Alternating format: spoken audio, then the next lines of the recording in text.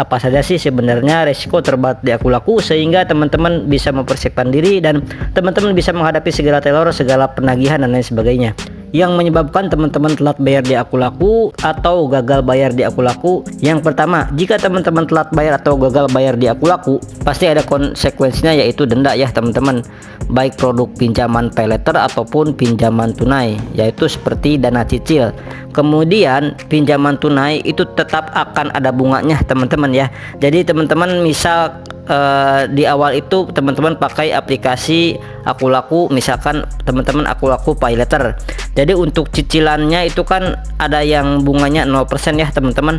Nah itu teman-teman tetap akan dikenakan denda jika teman-teman terlambat membayarnya, itu sudah pasti ada dan ada nilai maksimumnya. Jadi jika teman-teman itu mungkin hutangnya 2 juta, jadi 20 juta itu enggak ya teman-teman, tapi maksimal itu menjadi 4 juta, jadi 100% dari pokok pinjaman.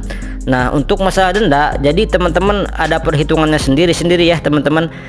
Ketika teman-teman itu sedang galbay, di mana telat bayar atau gagal bayar paylater ataupun dana cicil ataupun dana tunai, biasanya jadi intinya denda itu sudah pasti ada. Tapi di sini yang perlu teman-teman perhatikan adalah nggak bakal denda teman-teman itu berkali-kali lipat ya, seperti itu ya. Jadi teman-teman nggak usah khawatir. Kemudian yang kedua, teman-teman akan masuk ke daftar hitam Akulaku. Jadi maksudnya daftar hitam itu apa sih?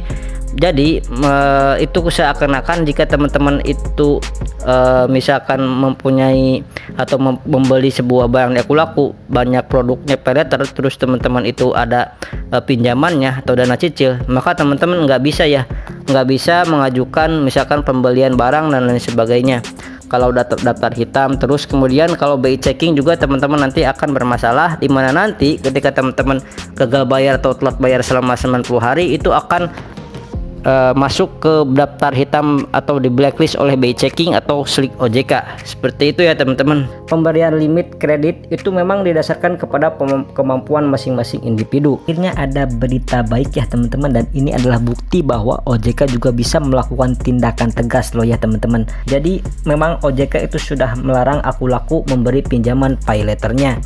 Kenapa?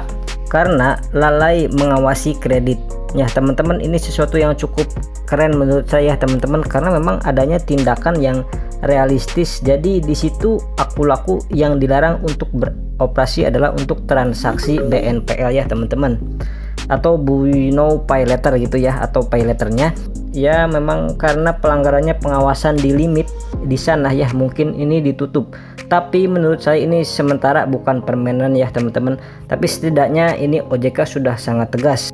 Nah berita yang saya baca juga tidak bilang bahwa ini permanen ya teman-teman, tapi ini cuman untuk sementara ya, mungkin teguran ya. Akulaku ataupun itu direkturnya juga menegaskan akan melakukan perbaikan-perbaikan, tapi setidaknya kita sudah punya angin segar nih bahwa OJK mampu dan mau untuk bertindak ya teman-teman. Intinya adalah pengawasan pemberian limit kredit ya. Mungkin limit paylater teman-teman itu ada yang digedein, ada yang dikecilin ya, nggak jelas parameternya dan indikatornya apa.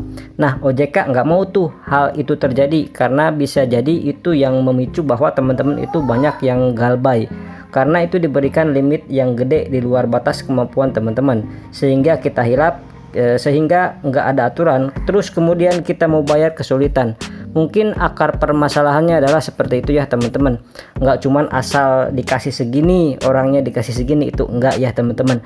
Jadi memang harusnya sudah dikategorikan ya, istilahnya itu difilter dulu untuk pemberian limit pay letter itu seperti apa ya. Cuman untuk teman-teman, apakah yang sekarang yang sedang bermasalah di hutangnya, apakah ini aplikasi Akulaku akan ditutup total? Ya jawabannya enggak ya teman-teman. Cuman di sini diinformasikan cuman limit pay letternya aja. Jadi pay letter nggak bisa digunakan, tapi dana cicil pinjaman tunai itu masih bisa dibelanjakan. Itu masih bisa, namanya juga sebentar ya teman-teman. Mungkin sesuatu yang baru pertama kali saya dengar, aplikasi besar pinjaman online atau pinjol kena sanksi e-commerce bisnisnya seperti ini ya teman-teman. Termasuk ya, itu termasuk gebrakan dan pencapaian baru sih dalam dunia perpinjolan atau per pay letteran seperti ini teman-teman. banyak yang merasa pinjol itu masih nakal-nakal, yaitu mungkin karena tidak tercium oleh OJK, atau memang OJK memang sedang fokus dulu untuk menghadapi investasi bodong yang banyak banget di luar sana ya teman-teman. Jadi harapan kita semua itu semoga pinjol juga mulai ya diperhatikan ya teman-teman, lebih lagi karena korban-korban itu mulai banyak banget. Teman-teman yang gagal bayar pinjaman online mau di daerah manapun, di kota manapun itu sudah banyak ya. Untuk teman-teman yang mempunyai pengalaman di Akulaku Pay Later, silakan teman-teman bisa sharing-sharing informasinya di kolom komentar agar membuat DC Akulaku itu tidak jadi ke rumah teman-teman ketika teman-teman telat bayar atau gagal bayar di aplikasi Akulaku. Ini sedikit tips dan trik untuk teman-teman yang gagal bayar di pinjaman online Akulaku, karena ciri khas dari DC Akulaku atau DC pinjol-pinjol lain, kalau mau datang ke rumah itu mereka itu nggak pernah info-info ya teman-teman. Jadi nggak pernah nge-WA, nggak pernah misalkan saya akan datang ke rumah bapak atau ibu nanti sore, itu enggak ya teman-teman. Seringnya mereka itu tiba-tiba aja nongol di depan rumah teman-teman.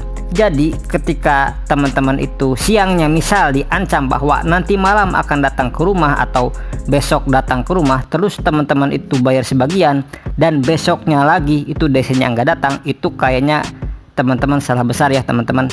Biasanya ya memang seperti itu ya teman-teman, ancaman-ancaman seperti itu banyak kok ya teman-teman di luar sana yang gagal bayar di Akulaku terus kemudian mendapatkan ancaman yang sama dan dijanjiin misalkan datang jam 10 siang atau jam 12 siang ke rumah teman-teman, itu ternyata setelah ditunggu itu nggak ada. Nah, untuk teman-teman yang mempunyai pengalaman ditagih DC di Akulaku, silakan teman-teman sharing-sharing informasinya di kolom komentar ya teman-teman. Untuk teman-teman yang membayar sebagian dahulu pinjamannya, itu tidak akan mempengaruhi DC akan datang ke rumah atau tidak. Oke teman-teman, mungkin cukup sekian informasi yang saya sampaikan pada video kali ini. Mudah-mudahan ini informasi bermanfaat untuk teman-teman semuanya. Saya pamit, wassalamualaikum warahmatullahi wabarakatuh.